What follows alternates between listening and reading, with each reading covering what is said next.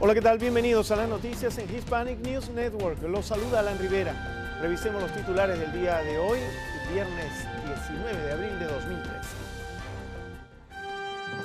Continúa la cacería humana al segundo sospechoso de las explosiones de la maratón de Boston. Estados Unidos recuerda dos de las peores matanzas de su historia que dejaron decenas de muertos. Revelan más detalles de la explosión en una planta de fertilizantes en Texas que dejó al menos 12 muertos. Un hoyo en el suelo se tragó 3 autos en Chicago. Tenemos las espectaculares imágenes. En Venezuela, y tras un accidentado proceso, Nicolás Maduro asume la presidencia mientras su consejo electoral recuenta los votos.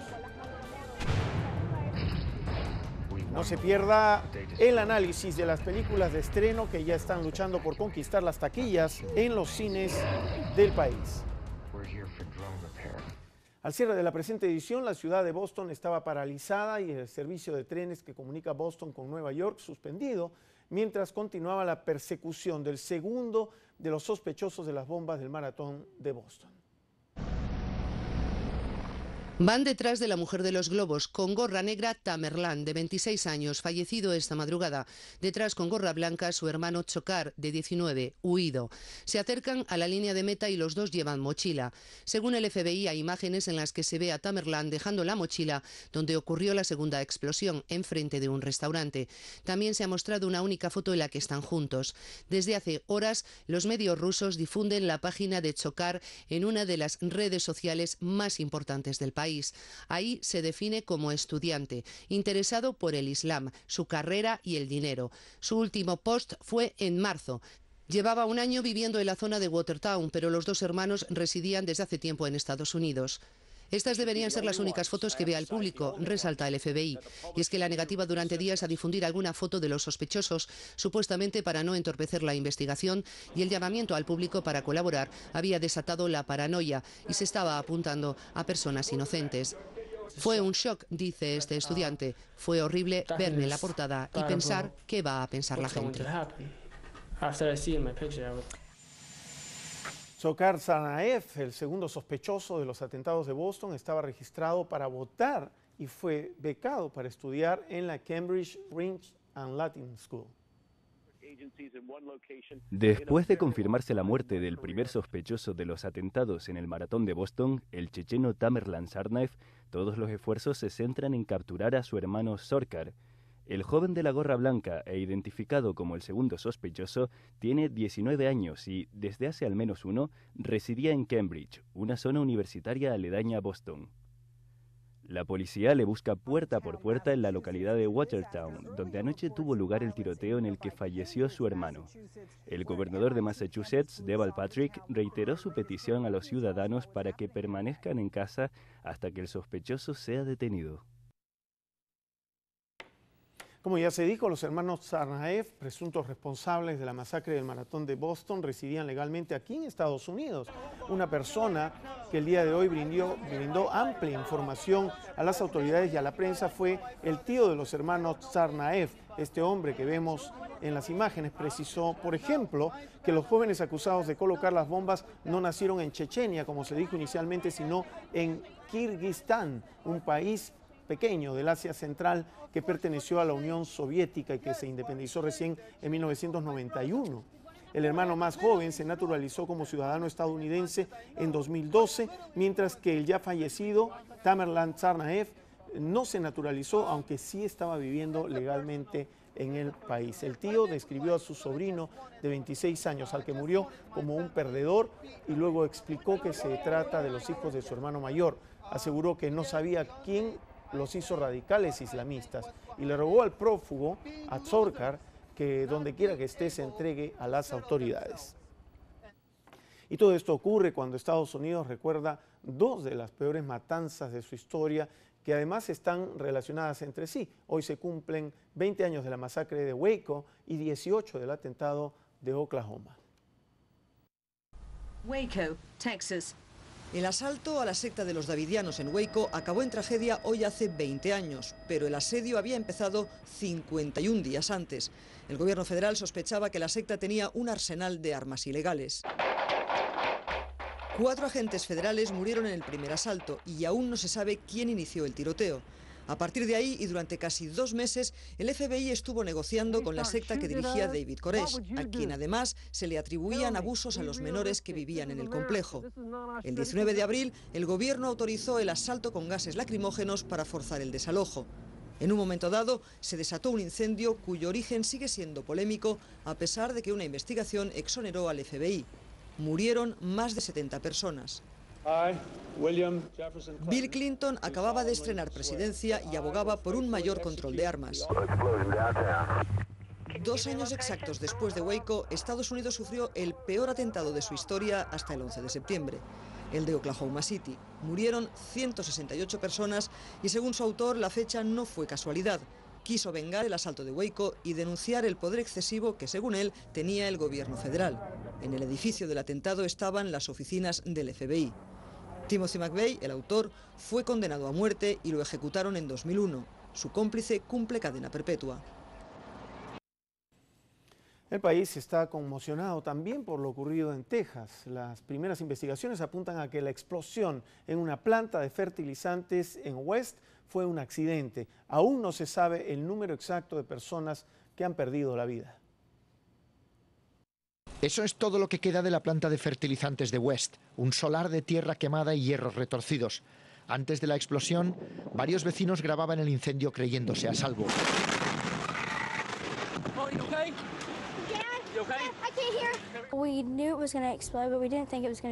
Imaginamos que podía explotar, pero no pensamos que iba a ser tan potente, dicen la niña y su padre que grabaron ese vídeo. Desde el aire es fácil hacerse una idea del nivel de destrucción en este pequeño pueblo de 2.600 habitantes construido en torno a la planta. Las cifras de víctimas se mantienen de momento hasta 15 muertos y 160 heridos, aunque los bomberos insisten en que puede haber más víctimas entre los escombros y no descartan incluso encontrar algún superviviente. Mientras, empiezan las vigilias en esta comunidad profundamente conmocionada por una tragedia que nadie vio venir. Los vecinos que no han perdido sus casas están empezando a volver para reconstruirlas. Los cristales están por todas partes, incluso clavados en las paredes. Algunos de mis amigos se han quedado sin casa. Nosotros estamos intentando levantarnos y salir de esto todos juntos. Poco más podemos hacer. El origen de la explosión sigue siendo incierto. La planta fue multada en 2006 por problemas de seguridad, pero el año pasado fue autorizada a almacenar toneladas de nitrato de amonio, un producto más inestable que el amoníaco. Se especula con la posibilidad de que el agua con la que los bomberos intentaban apagar el incendio desencadenara alguna reacción que llevara a la explosión, pero de momento no hay nada seguro. Bueno, vamos a cambiar de tema. La persistente tormenta que afectó Chicago en las últimas 48 horas terminó por abrir un gigantesco hoyo en una pista de la zona South Side que literalmente se tragó 3 vehículos. Las imágenes captan el momento preciso cuando el piso se desmorona y el tercer auto cae al hoyo. Las autoridades reportaron un herido en este incidente. La lluvia torrencial y las inundaciones debido a la acumulación de agua forzó a las autoridades a cerrar algunos tramos de las autopistas más grandes de la ciudad, mientras varios vuelos fueron suspendidos. Ahí está cayendo el auto. El sumidero abrió el suelo en un área residencial antes de las 5:30 de la mañana como resultado de la rotura de un tubo de agua que data de 1915. Y ahora vamos a ver estas otras imágenes, son de una persecución de alta velocidad realizada en California que comenzó en el Valle de San Fernando y terminó en el condado Ventura. La persecución comenzó el viernes hoy día en la mañana y terminó en Thousand Oaks. La policía dijo que comenzó la persecución cuando el chofer, el hombre que manejaba este auto Mitsubishi color plateado, rehusó a detenerse y desde ese momento se convirtió en sospechoso. Como vemos en las imágenes, el policía logró golpear el auto y hacerlo que se detenga. Nos vamos a la primera pausa y volvemos enseguida con más. En Venezuela, tras un accidentado proceso, Nicolás Maduro asume la presidencia Y mientras tanto, el Consejo Electoral promete que va a recontar los votos. Además, premian una maqueta de un puente hecho con palitos de helado que aguantó casi 1000 kilos. Ya lo sabe, ingrese a nuestra página de Facebook, Hispanic News Network, entre paréntesis HNN, y díganos sus comentarios, sus sugerencias, sus críticas y también, por supuesto, desde qué parte del país nos está sintonizando. Los dejamos con las temperaturas a lo largo y ancho del país, en las principales ciudades, para esta hora y también el pronóstico para el día de mañana sábado. Regresamos en instantes con más información. No se mueva de nuestra sintonía.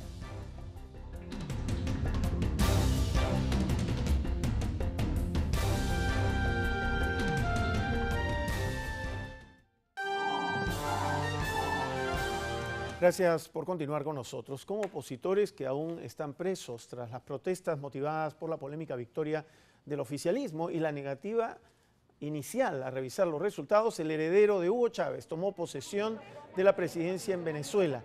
Nicolás Maduro asume la presidencia de su país con más aval de fuera que dentro de su propio país. Una veintena de presidentes latinoamericanos y de otras regiones del mundo contrastó con las dudas y reclamos que aún existen en el país caribeño. Tras los reclamos de la oposición por las irregularidades durante el proceso, el Consejo Nacional Electoral tuvo que ceder y anunció que ampliará la auditoría al 100% de los votos emitidos. El primer acto que Maduro cumplió como presidente fue encabezar un desfile militar con motivo de la declaración de la independencia de Venezuela. Anoche, como decíamos, el Consejo Nacional Electoral de Venezuela cedió a las presiones no solamente de la oposición de Venezuela, sino también a presiones internacionales y anunció que habrá una auditoría del 100% de los votos. El Consejo Nacional Electoral venezolano acepta la petición de la oposición y auditará el 100% de los votos de los comicios del pasado domingo. Lo explicaba en cadena obligatoria de radio y televisión la presidenta de la institución, Tibisay Lucena. Hemos acordado, en el marco de lo permitido en la norma electoral, ampliar la auditoría de verificación ciudadana en su fase 2 que se inició en el día de hoy. La decisión fue recibida con optimismo por el líder opositor Enrique Capriles, quien expresó su conformidad con la medida en una declaración pública. Por lo tanto, nosotros aquí, el Comando Simón Bolívar, acepta lo que el Consejo Nacional Electoral, en cadena de radio y televisión, le ha anunciado al país. Como dicen, con esto estamos donde queremos.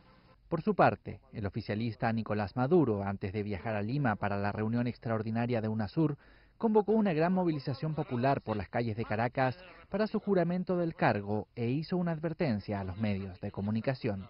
O están con la patria y la democracia y la Constitución o están con el golpe. En su declaración, la Unión de Naciones Suramericanas, UNASUR, pidió a todos los partidos que participaron en las elecciones venezolanas respetar los resultados que dieron por ganador a Nicolás Maduro. El Ejército de Honduras volvió a proteger el transporte urbano en Tegucigalpa y San Pedro Sula, las dos ciudades más importantes de Honduras. Hay una ola de violencia en ese país que aparentemente no se puede detener. El ejército hondureño volvió a proteger el transporte urbano de Tegucigalpa y San Pedro Sula, las dos ciudades más importantes de Honduras, para frenar la ola de violencia en el país. La participación de los militares es parte de la operación llamada Libertad, iniciada hace unos pocos meses en combinación con la Policía Nacional para reducir los índices de violencia. Honduras ha registrado en los últimos 2 años una tasa del 85,5 muertes violentas por cada 100.000 habitantes, por lo que el país centroamericano figura entre los de mayor índices de criminalidad en el mundo, contra las 8,8 que es la media que marca las Naciones Unidas. Nos vamos a la pausa y volvemos enseguida con más. Descubren 2 sistemas solares con 3 planetas de un tamaño superior a la Tierra. Además, avanzan a buen ritmo las preparaciones de los Juegos Panamericanos de Toronto 2015.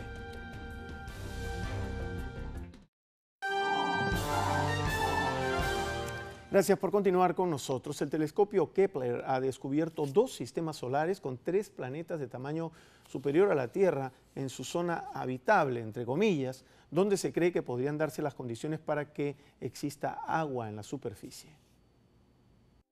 Cada vez más cerca de encontrar planetas con condiciones similares al nuestro, es lo que aseguran los expertos de la NASA luego de que el telescopio Kepler descubrió 2 sistemas solares con 3 planetas de tamaño superior a la Tierra en su zona habitable, donde se cree que podrían darse las condiciones para que hubiera agua en su superficie. Se han llamado 62E, 62F y 69C y hacen parte de los sistemas Kepler 62 a 1200 años luz y en total con 5 planetas, y del Kepler 69 a 2700 años luz y con 2 planetas en total. Aún no se sabe si puede haber vida en aquellos 3 nuevos planetas rocosos descubiertos, pero sí se sabe que están orbitando alrededor de una estrella como el Sol y en la zona del sistema que, si se dan las condiciones, está a la distancia en la que las temperaturas permiten la vida. John Grunsfeld, de la Oficina de Misiones Científicas de la NASA, aseguró en un comunicado que el descubrimiento de estos planetas rocosos en la zona habitable nos acerca un poco más al hallazgo de un sitio como casa. Increíble. Ahora vamos a hablar de un tema mucho más ligero. Han premiado una maqueta de un puente que pudo aguantar casi 1000 kilos. Vamos a verlo. Estamos en la Universidad Miguel Hernández de la localidad española de Elche, donde se desarrolla un singular concurso de puentes construidos con palitos de helado. Las bases de la competición obligan a los concursantes a ser muy estrictos a la hora de construir las maquetas.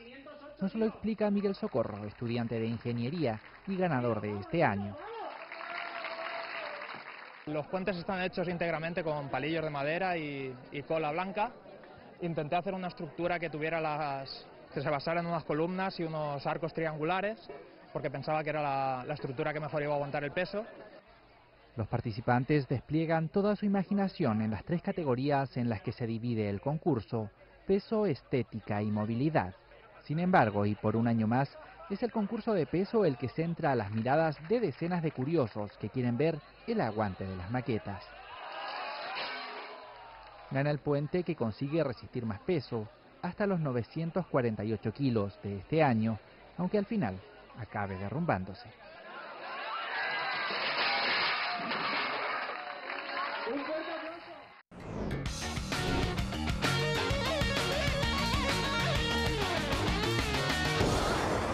Los Juegos Panamericanos de Toronto 2015 avanzan a pasos agigantados. Vamos a ver un informe porque las cosas van muy bien por allá. Luego de visitar la obra de la Villa de los Atletas en Toronto, sede de los Juegos Panamericanos y Parapanamericanos 2015, el presidente de la Organización Deportiva Panamericana, Mario Vázquez Raña, alabó la preparación de las justas. Raña visitó junto al presidente del Comité Olímpico Canadiense, Marcelo Wood, y el consejero delegado del Comité Organizador de Toronto, Ian Throop, la Villa de los Atletas, que se prevé esté terminada en enero de 2015. Allí se acomodará a los 10.000 deportistas, entrenadores y componentes de los 41 equipos nacionales que participarán en las justas panamericanas. Tras la disputa de los Juegos Panamericanos y Parapanamericanos, la villa se convertirá en el Canary District de Toronto y todas las residencias serán puestas en el mercado. Los organizadores de los Juegos dijeron que el 24% de las residencias serán destinadas como viviendas sociales de alquiler para personas de escasos recursos y otros 5% serán para su adquisición por personas de escasos recursos.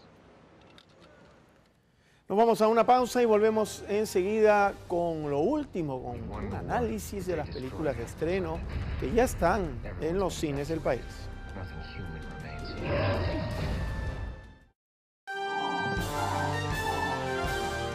Bien, a continuación vamos a ver cuáles son las películas que están estrenándose ya en los cines del país para considerar, por supuesto, si vamos a ver alguna de ellas.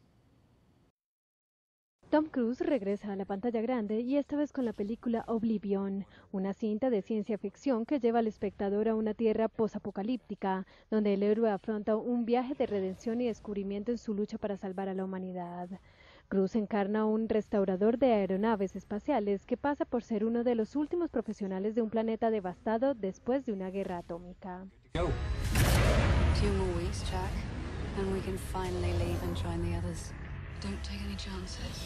Otro estreno y de terror es The Lords of Salem, que cuenta la historia de una locutora radiofónica que recibe una grabación con una serie de sonidos que le hacen recordar pasajes de su violento pasado. El elenco lo completan Bruce Davison, Jeff Daniel Phillips y Meg Foster.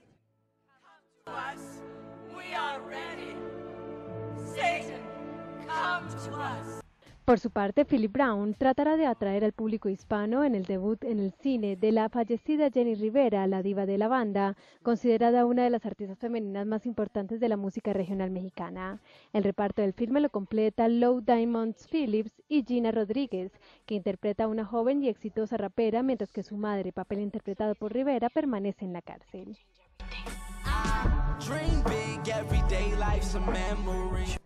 Por último, In the House, que narra la peculiar relación entre un profesor de literatura en un instituto y uno de sus alumnos.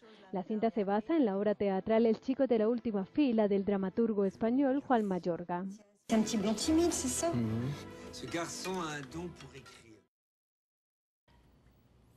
Bueno, excelente, ya tiene usted una perspectiva de cada una de esas películas que están en estreno. Por supuesto, ya se están pasando en los cines del país, así que tiene las alternativas. Hasta aquí la presente edición de Noticias. Muchísimas gracias por su preferencia. Que tengan todos ustedes un excelente fin de semana. Con nosotros será hasta el lunes.